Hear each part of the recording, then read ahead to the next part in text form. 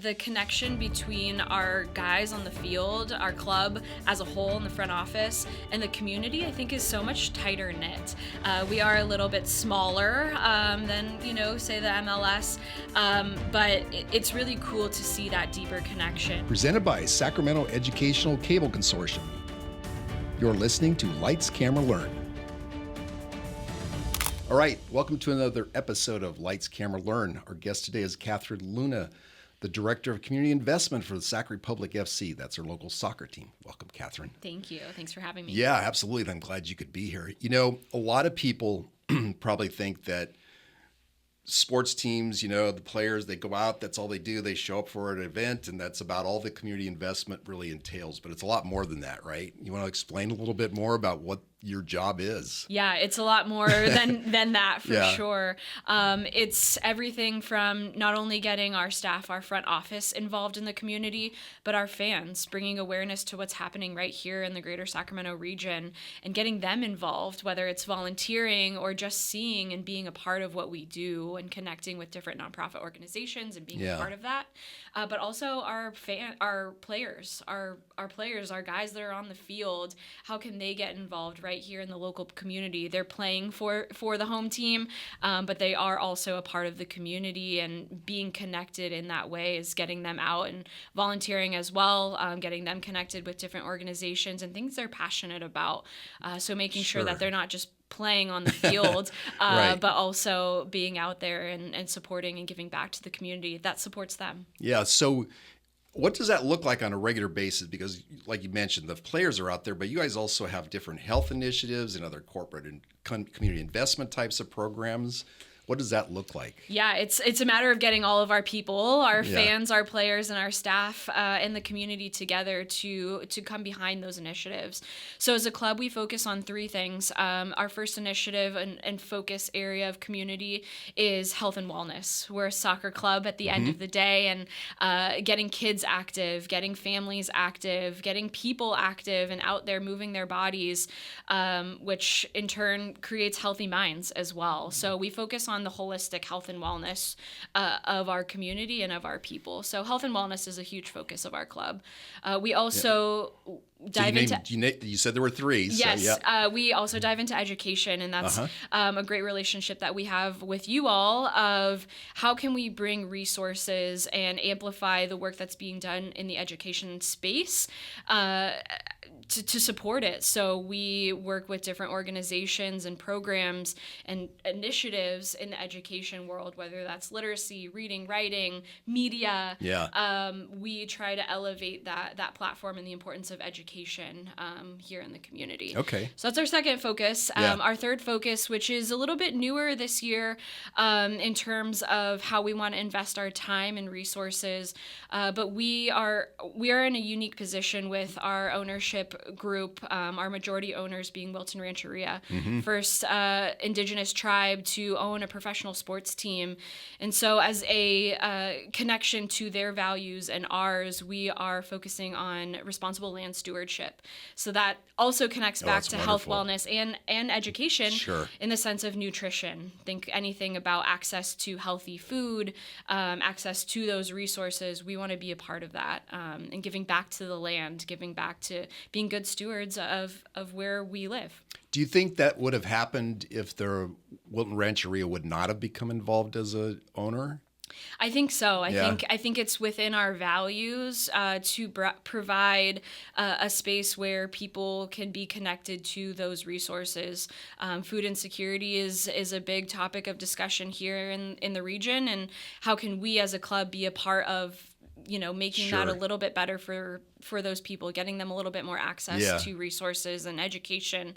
And it connects back to education. It connects back to health and wellness. The healthier that we are, the greater the community can be. Yeah. So you were an athlete. And you have your own yoga. So how does that translate into the job that you have now? Yeah, I was a competitive athlete growing up. Uh-huh. I played competitive volleyball. I was also a dancer. Most of my childhood into college, and now I'm a yoga instructor. So movement health has always been an important part of me and who I am as a person, and that absolutely translates into the work that I do. Not only boots on the ground kind of work, but just me as a person giving back to the community. I think it's so important, the lessons that I learned as an athlete playing on a team. Good teamwork, communication, doing things not only for myself, but for the greater of the team or the sport or now the community.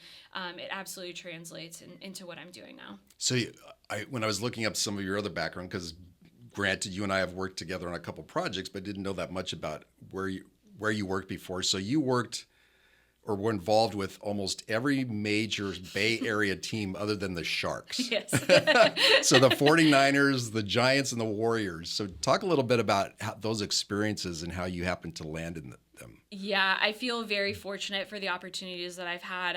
I was born and raised in the Bay Area. I'm a Sacramento transplant from the Bay, and so I grew up watching sports, not only playing sports as an athlete myself, but yeah, watching Bay Area sports. That was always on in my house. My parents love their Bay Area sports, and so that was kind of the world that I grew up in. And I feel very fortunate for those opportunities to have worked for the Golden State Warriors in their first championship run in 2015 and got to be a part of that season. Yeah. I worked for the 49ers on their nonprofit side, on their philanthropy side, the foundation. I worked during 2020 season, 2019. You got in on all the good ones. Unfortunately, that Super Bowl didn't go our way. At least they made it to the Super Bowl. They did. Yeah. And then I got to work for the Giants coming out of their 2016 run at a championship as well. So feel very fortunate for the opportunities that I've had, and excited to bring that energy here to Sacramento and seeing our club start to grow here with Sac Republic. Yeah, because it's, obviously this team is a professional team, but not at the same level that Major League Soccer is. What do you think is the difference between the two, or is there? Yeah, there's a difference in the sense that the connection between our guys on the field, our club as a whole in the front office, and the community, I think, is so much tighter knit. We are a little bit smaller than, say the MLS, but it's really cool to see that deeper connection and that deeper roots of that small team back when the team started in 2014 to now. It's obviously grown, but there's just that deeper sense of connection and community within the club, because I think it started at that semi-professional level, and obviously we're growing and on our way to build a bigger stadium for the community and really exciting things coming, but there's still that really deep connection and that kind of homegrown energy from the club. I could see that. So obviously if you grew up with sports and you grew up being an athlete, there was this connection to sports, but did you ever growing up think you'd be working for a team in the capacity that you're doing, or any capacity? Yeah, never. Okay. Because most people just see what happens on the field or on the court, right? And there's so much behind the scenes, the business side, that makes that all possible. And, growing up, I had no idea. I actually wanted to be a doctor when I was growing up when I was younger. So maybe kinesiology could have been the pathway. And that connection back to sports. But no, I had no idea this was an opportunity, an option even, really until I started exploring what it looked like in college to have some internships and work in sports marketing, and then see where that could potentially take me. You were fortunate. I'm sure you realize that, because I'm sure there's a lot of people, God, boy, I'd love to work for these teams. They don't know where to start, right? So how did you even start figuring out, okay, I'm going to do this internship? Then did you lay out a plan? No. Okay. I started interning for the sports marketing team at Santa Clara University, where I did my undergrad. Okay. And kind of dabbled into, there is more than just what happens on the court, on the field. And so I just started making connections from there through Santa Clara to different internship opportunities, and that's how eventually I landed my first role working for the Golden State Warriors back in 2015.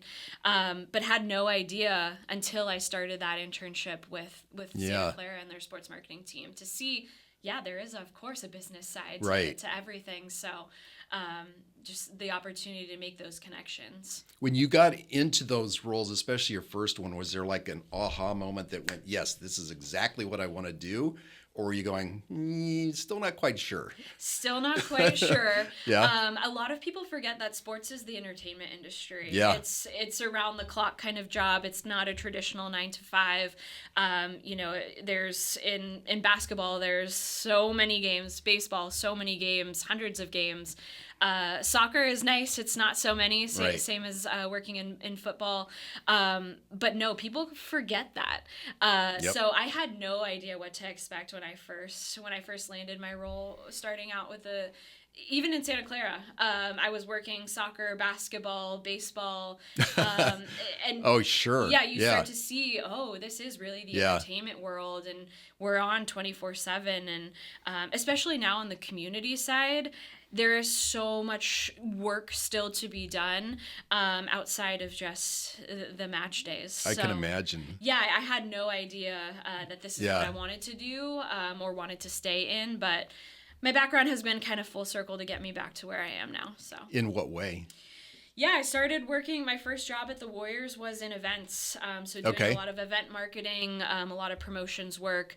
I transitioned to more sale. I did some roles in sales. Did you really? Okay. And kind of tried to find my way of what made sense, where I saw myself fitting in, and ultimately what I wanted to do long term. And that brought me back to some work in the community space, working for some nonprofits, stepping away from sports for a little bit, seeing that nonprofit Sure. world, and then slowly coming back to connect the corporate side to philanthropy Okay. and community engagement. Because I noticed at one point you were at Mountain Hardware. Yep. That's still Yes. outdoors, but quite different than a professional sports team. Yeah, very different. I was managing professional athletes Okay. in my role there, so helping them get connected to the community. I also oversaw our volunteer engagement program and our corporate giving. So Okay. a lot of connected pieces, similar to what I do now and Yeah. what I had done, but in a very different sector. And yeah, the outdoor world and industry is very different than So sports. I want to touch on that because I think that people think that all athletes, maybe they think, I might be mistaken, but basketball's got their own personalities. Football has their own, soccer, obviously. But people that are outdoor athletes, it's not a team sport. No. Unless you're working as a team, like in some kind of survival thing or something like that. Sure. But it's a very individual. It's a very individual sport. And a lot of the athletes I managed were, rock climbers. So that's Okay. a very individual sport. Some of them went to the Olympics competing. Really? I also worked with some athletes that are summiting, Mount Everest Yep. and everything in between. So yeah, very, very different from the professional athletes that I connect with now. But the through line through all of that and through all of my work has always been giving back in some way and connecting back to building Sure. community. So whether that's, through an individual sport or a cause that they all care about, it's that connection back to building community. So where does that come from for you, that building community? Was that something that you kind of grew up with that around your house, or where did that come from? Yeah, I think so. Yeah. For sure. Growing up, family has always been so important to me. I grew up in a small town, so community and that close-knit group of people that I grew up with, but just the community at large, into now, I think absolutely translates into why community is so important and building community and Yeah. creating those strong relationships. And it's been a through line through all of my work, is working to do something greater than myself as an individual Yeah. for the greater good, for the community, for that connection. So Okay. I think it started when I was young. How has your job changed since you started at the Republic? Because you've been there for 3. No, I've Four? only been 2? there since last year. Yeah. Wow. Okay. For some reason, maybe it feels longer for you. Yeah. No, time is definitely flying by. Yeah. And like I said, sports move so quickly. Yep. And there's always so many things happening, especially as we're doing community work. So it feels a lot longer than a little over a year. But how has my job changed? The club is continuing to grow. We have exciting news out there in the world right now, and that we're going bigger. Yeah. Quite literally. We're moving our home to a new stadium in the rail yards. 20,000 plus Because it was what, 12,000 I think was the original approved stadium, and they added another 8,000 seats. Yeah. Yeah, so we are quite literally growing our footprint alongside all of our partners, our fans, and our community. It's truly going to change the Sacramento skyline building that new stadium. Yeah. So work has changed in all the best ways. That means there's just so much more opportunity to do more, to give back.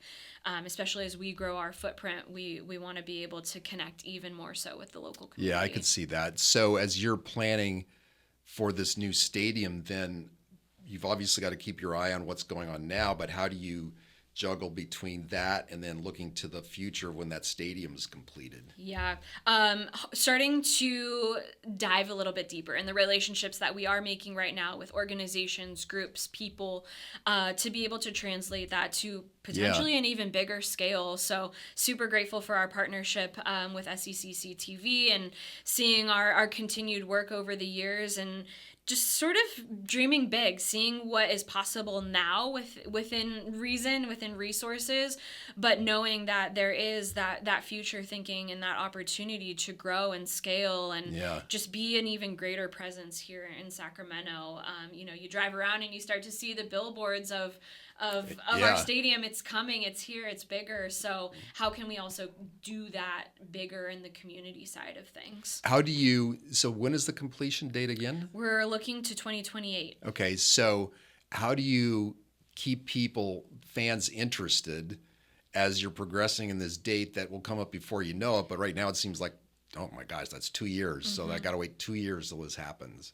So how do you gauge your marketing effort and your social outreach to keep people enthused and looking forward to that? Yeah, it's that excitement, it's that buzz, it's seeing all the things that we're doing now that are eventually going to continue to grow and snowball and get bigger and bigger as we get closer. And a part of that, especially on the community side, is starting that work now and seeing where we want to dive deeper with relationships and partners and the work that we're doing, and see it, see that growth and see that growth potential and opportunity as it comes. Yeah. So yeah, I think it's creating that buzz. It always helps when our guys are doing well and we get some wins. But we made it to the finals of a tournament last year, and we continue to be high in the rankings throughout the season, and the season's starting off well this year. So I think just creating that buzz, and again, from a community perspective, really making sure that we're rooting ourselves within the community authentically. Yeah. And I think it's building those relationships. It's, elevating those pillars of focus: health, wellness, education, land stewardship. It's doing more of that, and doing it authentically, doing it well, and really rooting ourselves deep within the community to get us over the next couple of years to just see that growth. So you mentioned a key word, authentically, because I think that sometimes people mistake community involvement with writing a check. And you have to have even that can have intentionality behind it, but what does that look like for you and with the Sac Republic? Yeah, I love that you asked that question, because yes, obviously things to do well and for organizations to run, it costs money. But we're able to do a lot of that, philanthropy. But also there's so much more than just writing the check and walking away. And I feel so grateful to have learned a lot through my past experiences and work to know that, that can only go so far. Yeah. Those resources can only go so far, but really rooting ourselves with organizations that are doing impactful work, such as secctv. How can we do that, and how can we do the work and also help support on the financial side? So yeah, it's a lot more than just kind of that. What you hear is checkbook philanthropy. Yep.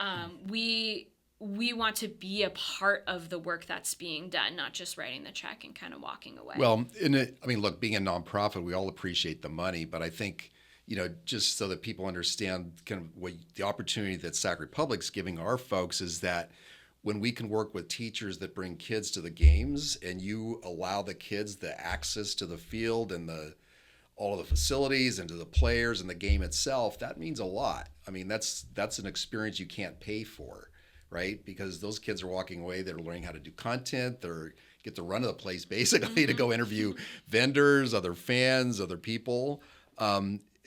So that's what I see as intentionality too. Absolutely. Right? The platform that we're able to provide, a match day or Yeah. just a behind the scenes look, Yeah. is so invaluable, and something that sports teams like ours have the opportunity to provide that platform to, students like myself had no idea that there's a business side to Yeah. sports, right? So to be able to provide those resources and accessibility is so Yep. important to us, and I think that's where that authenticity comes in. Is we want to pull people in, we want people to be along for the ride. That's going to create hopefully those Right. longtime fans that are going to see over the next couple of years the new stadium come to life, and kids who we work with through the Siva Fest program are in high school and graduating. Yeah. Maybe in a couple of years some of them are probably going to come back and apply for They could. jobs.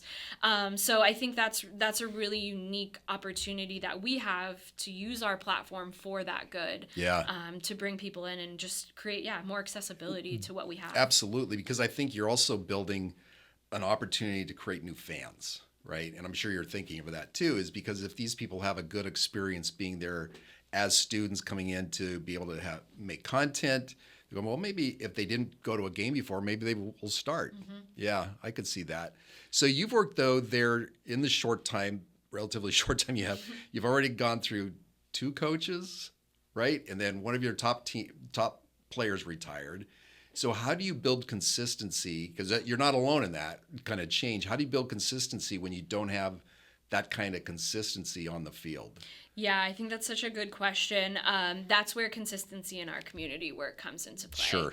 And really, at the beginning of the season, the players, the guys are asked, what are you interested in? And a lot of them aren't from here. So we get the opportunity to say, hey, this is what our club is focusing on the community side.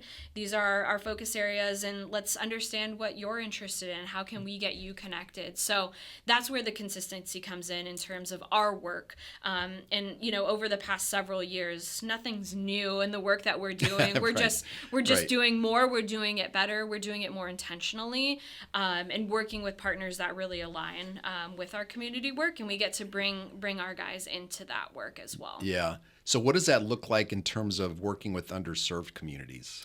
Yeah, we are very grateful for using our platform for that, to help bring our resources, our platform, our business to those who may not have access traditionally. And I think we're incredibly grateful for the connections that we've made with those youth, especially, to be able to just show them what is possible, what's out there. A lot of the guys on the team as well have come back to share their stories and say, hey, I was in your seat once. I had no idea that my future looked like being a professional soccer player, but look what you can do, look where you can go. That's great. And I think it's so important that we're able to be able to connect with different communities to provide those resources and just accessibility, and to open eyes for a lot of kids that may not necessarily see someone like them and where they could potentially go. So what is the club's involvement with youth soccer? Yeah, what does that look like? We have a lot of programs, especially with schools. Okay. We try to bring different fitness programs and soccer programming to particularly Title I schools, again, that may not have access to, their school or their district may not have a school league. So how can we help supplement some of that through our programming? Yeah. So we try to bring especially the physical activity side of soccer to youth. But we've also worked with different organizations and schools to bring, mental health talks and really? Okay. different panel speakers, again, to bring those resources and information to places that may not otherwise have access or know that they exist. That's great. So we like to bring our programming out there, and particularly working with youth. So in terms of the different clubs that you've been involved with, and without naming names, what are some of your situations where you go, oh my God, this is really stressful. Now I don't know quite what to do, or you knew what to do, but it was wow, I got to be on my game here. Yeah, I'm trying to think. I mean, I feel like that's every day. Okay. I feel like working Yeah. in sports too is it's always high stakes. It's always, you know, Sure. you wanna make sure that, especially on the community side, we're out there, we're doing the work, we're connecting with organizations, we're on the front lines of that visibility, and we always want to make sure that we are not only setting up the recipients of whatever we're doing up for success, but also our club, and put us in the best position to support that organization or group. Yeah. So yeah, there's always those moments of challenge and trial and error, Right. and maybe some blips, but you know, the nice thing is community work is for the greater good, and I think at the end of the day, if we're all moving in that direction, Right. it's going to be okay. Did you ever have players, especially like at the Giants or the Warriors or any of that 49ers that just did not want to do it? Yeah, it's And maybe you have some now at the club. Yeah, it's hard. It's hard sometimes, especially you know, as things are either written in contracts or just personal interest or anything in between. But I do think, like I said earlier, the club and the guys here in Sacramento.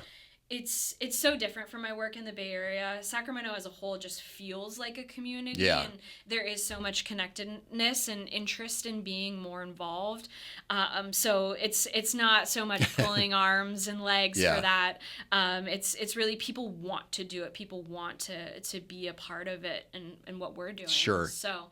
Of course, there's always going to be those challenges of interest.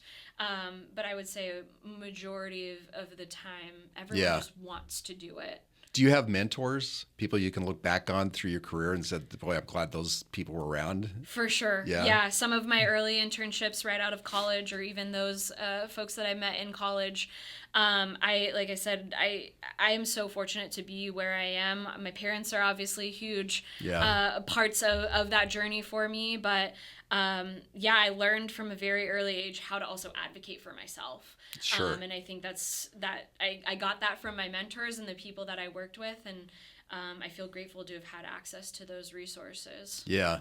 Do you feel like that was even more necessary in what really, even to this day, Kathryn, is a very male-dominated industry? And as a woman in it, I know there are other women in your positions elsewhere, but has that been difficult?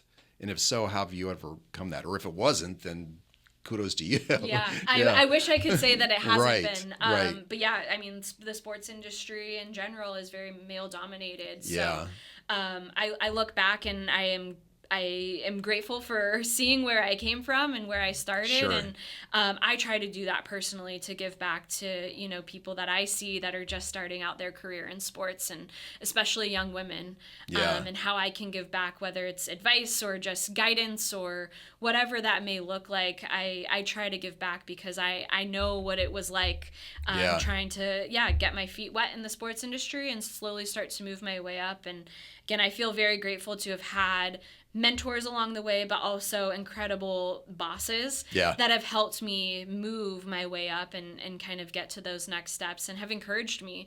But a lot of that also has come from within, and those hard lessons and moments that I've learned throughout my career of, okay, well, here we are, you know, just has helped me grow as a person and professional in the industry as a woman. Did you ever feel like you had to adjust your personality or do things different just because you happen to be a woman in a room with a bunch of guys? For sure. Yeah.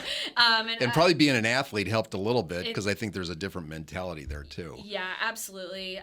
But again, just like the community work, I try to, not only for me, myself, but for my team as well, I try to show up authentically as my most authentic self, which is not finding that code switching. It's just being a professional in the workplace as a woman and having to navigate those different scenarios. Yes, of course. Right. But I try to show up as authentically as I can. And that's just how I am as a leader, and how I want others to perceive me as well in this space. And I think a lot of that has absolutely gotten me to where I am. Some of it is navigating, you know, different scenarios and trying to navigate those different situations. But at the end of the day, I try to be as authentic as I can. And you know, sometimes that may not get me to the next step, and that's okay. I'd rather show up as myself and be authentic. Well, you have to look at yourself in the mirror. too and like what you see for sure. Yeah. I think it's important no matter who you are, because if you can't be that way, then you're doing yourself a disservice for sure. So talk about your yoga. Yeah. How did that come about, and how does that kind of manifest itself in your job? Yeah. Something about me is that I can't ever really sit still or, just take a break from things. And, yoga has been in my life. The physical practice of yoga has been in my life since about college.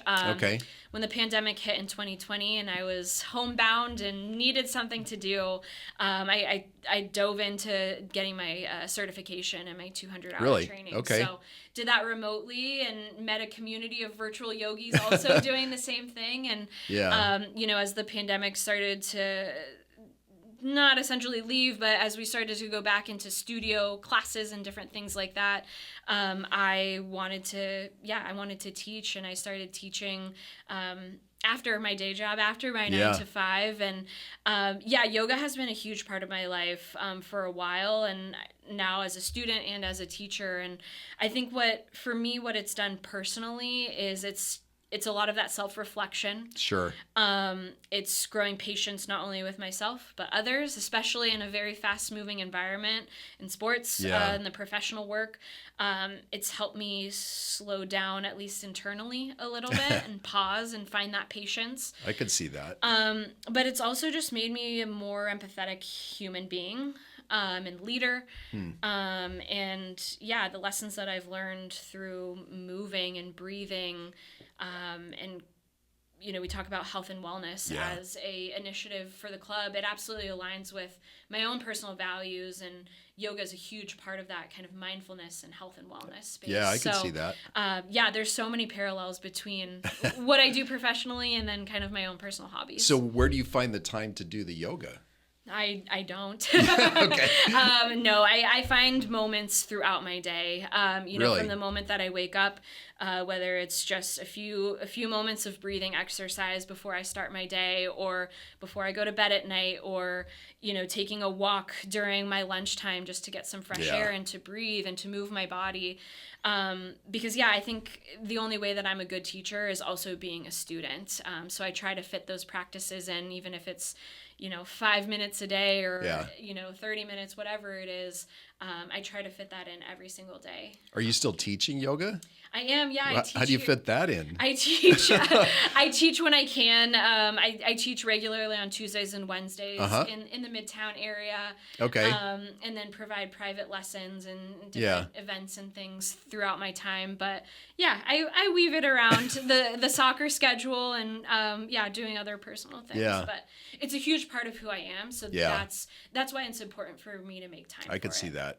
So what does a typical day look like for you? Ooh, a typical day starts me snoozing several alarms in the morning. Okay. And then, I try to be in kind of that 9 to 5 when we don't have a match. Try to be in that 9 to 5 for work. And then, a couple of days a week, go teach yoga. And then come home, hopefully have prepared meal from meal prep for the week, and kind of wind down with either some, movement, whether it's going to a class or some other breathing exercises, things like that. And then kind of, start to wind down and do it all again the next day. Okay. What about in the off season? How do you spend that time? Yeah, if there was an off season for community, we wouldn't have a community That's team. true. That's true. So I'm grateful that we don't really have an off season. It's a lot of planning for the next season to come. And we have, with the club at Sac Republic, we do a holiday campaign with the Robles School District. Yep. So we're working towards different initiatives still throughout the off season. Yeah. We're always on the move, planning or out there doing something. And for the folks out there that don't know, Robles is a very small school district. It's impacted as Title I. So it's great that you're involved with those folks because those kids don't get a lot of opportunity. Yeah, we're grateful for our partnership with the school district. We do what we call our winter wish list program. Okay. So an opportunity to bring just a new toy and coat to keep kids warm and, happy through the holiday season, just as a small gesture from the club. We actually have our front office staff, our players, our coaches. We hand deliver every single gift bag to the families on their last day of school. So and this year we worked with some organizations to also include books and just more things to continue growing that opportunity. But yeah, just a moment to hopefully relieve the parents of some holiday stress, knowing that, their child's going to be warm with a brand new coat, a little holiday cheer with a toy, some other goodies for them. So we're grateful for our partnership, and again, being able just to provide those small moments to communities that can use it. I bet the kids are thrilled when these players show up with so this. Excited. Yeah, they're probably just more excited to see the players initially than to open up what they get. And kind of in shock, and some of the parents don't tell the kids that this is happening, so it's a real surprise for them to just see the smiles on their faces ahead of the holidays is really nice. So obviously part of the focus of our podcast is on media. So how does Sac Republic use media to get some of the community involvement and just in general? Yeah, I think media is such a cool space to tell stories. Yeah. And that's how we on the community side are able to do it is through that media, through telling stories, whether it's video or photo or anything in between podcasts. We want to be able to share what we're doing so that people know, that people who have the means to support and be a part of it can support, but then also to connect us to organizations that may not otherwise know what we're doing. Or, we get intake all the time from organizations of, we'd love for you to be a part of this, or can you do this, or how can you help us with this? And we want to know about it. And the more that we can tell stories through this medium in any way is so cool to make those new connections. And, it kind of goes back to that through line that I talked about earlier, is building community, creating connection. Yeah. So we can do that through storytelling. How big is your media department? We have a very small marketing team. Do you really? Yeah, we have a small marketing team. It's only going to continue to grow as we grow. But yeah, we try to. I mean, we have a cool opportunity to work with SECC and the stories that youth are telling. How can we do more of that? So yeah, even though we've got a small internal team, we have pretty good connection to hopefully do more and to continue telling those. How many people? We have a marketing team of 4. Okay. 4 wow. folks. Yeah, and we have some current positions open right now that we're looking to fill. So let's pick the Warriors. How big was their marketing? Oh goodness. And that was 10 years ago? Yeah. I don't really remember because I was more on the event side. Okay. We obviously worked with the marketing team, but you would be surprised. Most marketing teams are still quite small. Really? Okay. And I think that's the cool thing about working in sports is you do get the opportunity to wear so many different hats.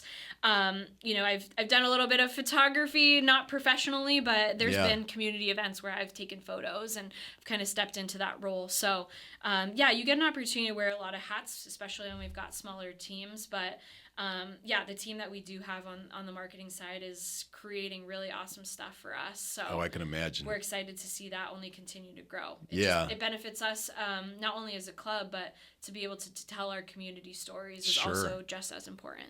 So if there was a student out there that wanted to get into sports marketing, what advice would you give them? Yeah. Dive in. Make the connections, see what resources are already available at school, whether it's high school or even elementary school, what media programs might already exist. I think especially in this space, it's all about making connections. Yeah. It's all about, starting to build your portfolio out, to drive that interest of where you might want to go in the future, and keeping those connections, making more connections, taking classes for fun, continuing to want to learn and grow. And I think just, diving right in. So if a kid's saying, but what connections? Where do I even start? What advice would you give them? Yeah, teachers. Yeah. Teachers. I know a lot of teachers, especially in the media departments, have those connections. I think LinkedIn is a really great resource, especially now as kids are more online, and you can just see who works at a place, and just, write a message right on LinkedIn to reach out for an informational interview, or we get outreach all the time. Hey, can I come and take photos of the match? Or are you looking for video support, or whatever that looks like? Not be afraid to just make that outreach. So I think using teachers are a good connection, but then also digital resources. I think we've passed the days of hand delivering a resume to a place. I hope so. But even that, on a match day, if a young kid's out there, see who's out there, make connections, shake some hands, see who's there. So those resources that already exist within close proximity, I think are a good place to start. Yeah, I think that makes sense, because I think what people, regardless of what age, don't understand is that sometimes you'd be surprised who will pick up a phone or answer an email if you just take the time to do it. As I've had that experience, and I think you think, oh my gosh, they work for the Sac Republic, they aren't going to do anything.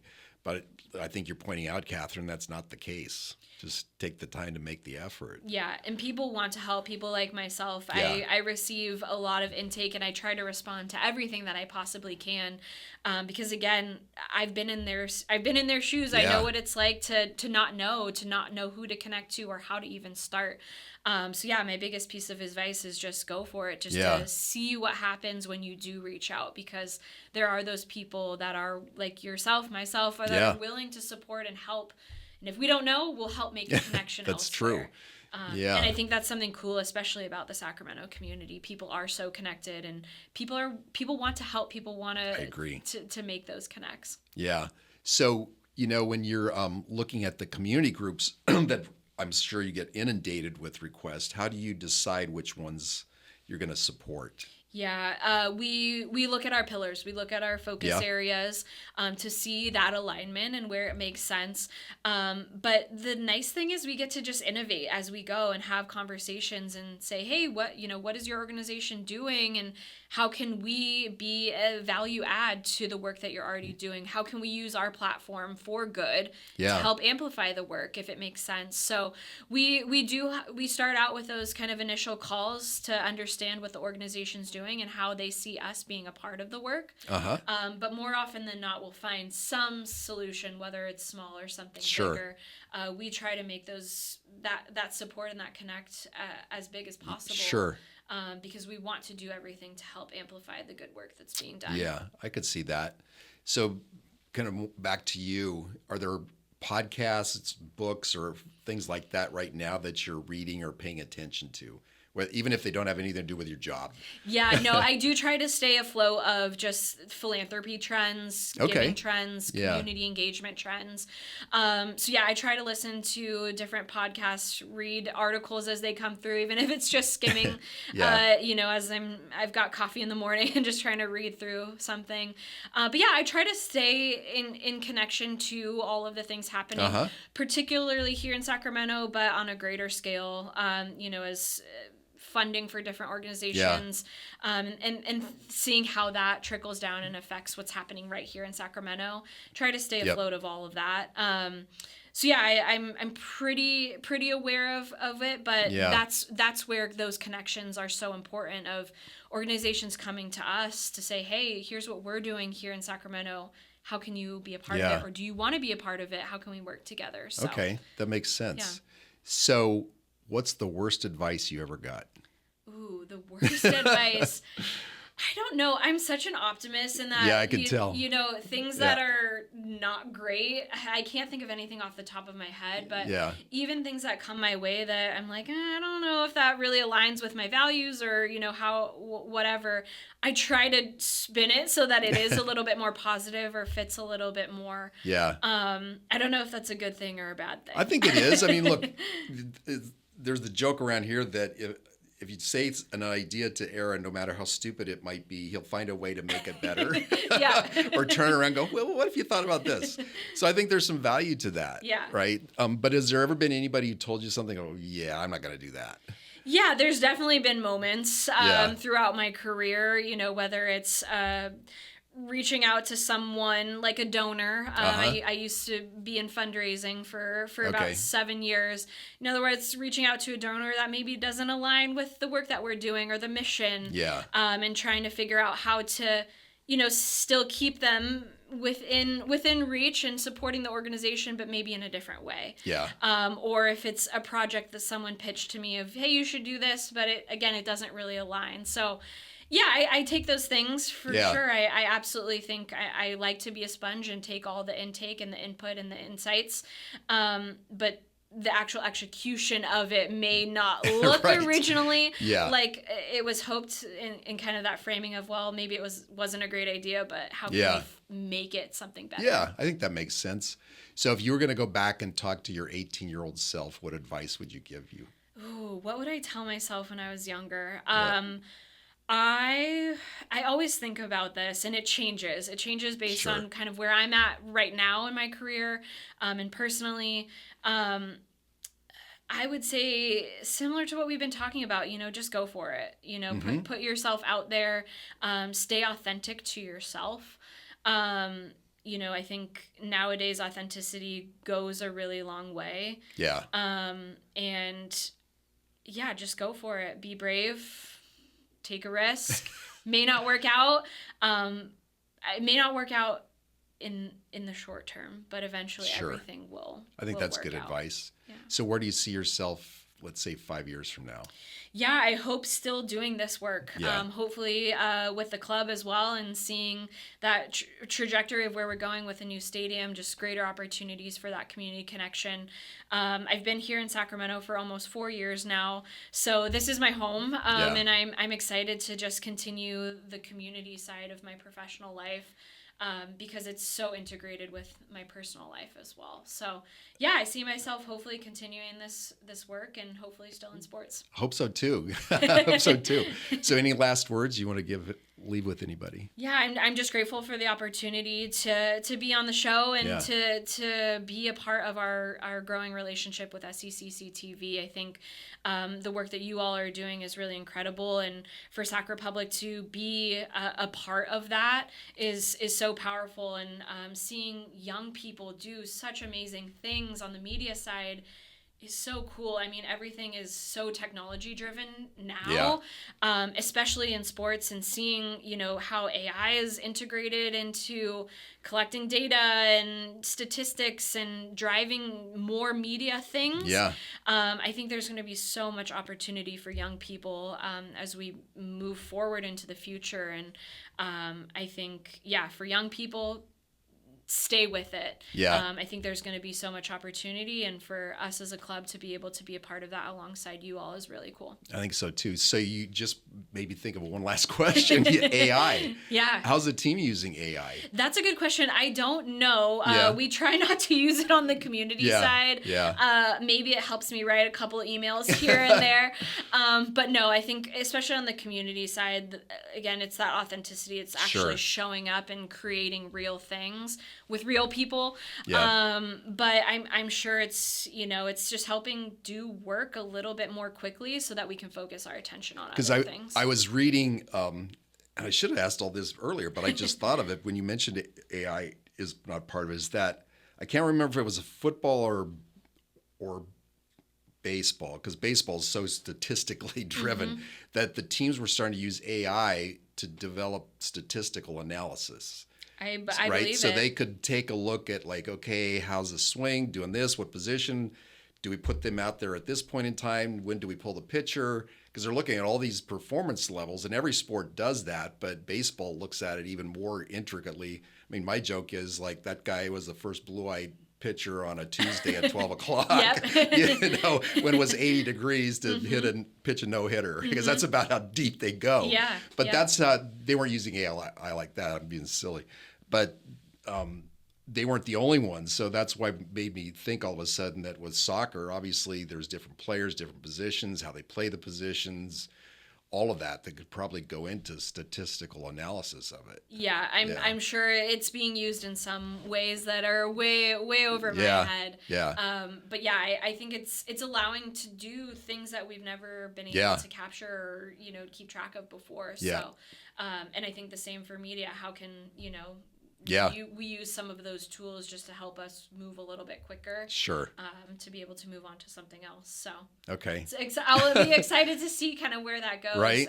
I agree. As we do more, but it's still always about that human connection. It is. Something you can't, especially with what you're involved with at the community level. Community, and then just live sports in general is something that you can't replicate. Of course, AI tools and things like that will help you. Someone sitting at home can actually be sitting in a seat, wearing goggles to be there like they're live at a match day. But there's something about that human element that you can never replicate, and I don't think that will ever go away. I don't think so either. Okay, so that was the last question. Thank you. Cool. All right, that's it for this episode of Lights, Camera, Learn. You can catch us on any of your favorite podcast platforms. Follow us on secctv.org. We're also on Patreon. Until the next episode, make it a great day.